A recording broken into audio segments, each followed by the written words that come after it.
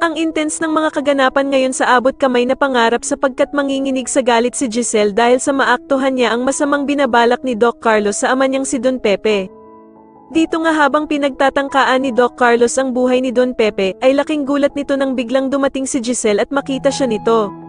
Samantala ay mangyayari na nga ang matagal nang hinihintay ng lahat at tuluyan na ngang magigising si Don Pepe.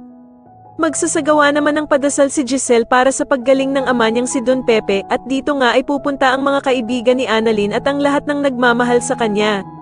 Samantala ay tatanungin naman ni Giselle si Doc Lindon kung ano nga ba daw ang naging sanhi ng naging cardiac arrest ng ama niyang si Don Pepe. Ngunit hindi siya masasagot ni Doc Lindon dahil sa hindi daw siya ang kasama ni Don Pepe nang mangyari sa kanya ito. Pero sasabihin naman ni Annalyn na si Doc Carlos nga daw ang naabutan nilang kasama ni Don Pepe kung saan ay nagsasagawa nga daw ito ng pagre-revive sa lolo Pepe niya. Bigla namang makakaramdam ng masama si Giselle at mapapaisip nga ito na baka si Doc Carlos ang may kagagawa ng nangyari sa kanyang ama.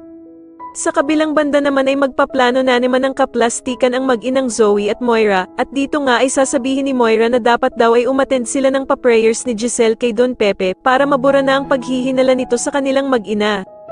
Sa kalagitnaan naman ng kalsada habang nagmamaneho si Zoe, ay bigla itong matitigilan dahil sa magpapakita sa kanya si Don Pepe, na duguan at tumatawid sa kalsada habang nakatitig sa kanya ng masama. Samantala habang kinakausap naman ni Doc Carlos itong si Don Pepe at sinasabihan ng sana daw ay mamatay na ito, ay bigla namang didilat ang mga mata ni Don Pepe at tititigan nga nito ng masama si Doc Carlos.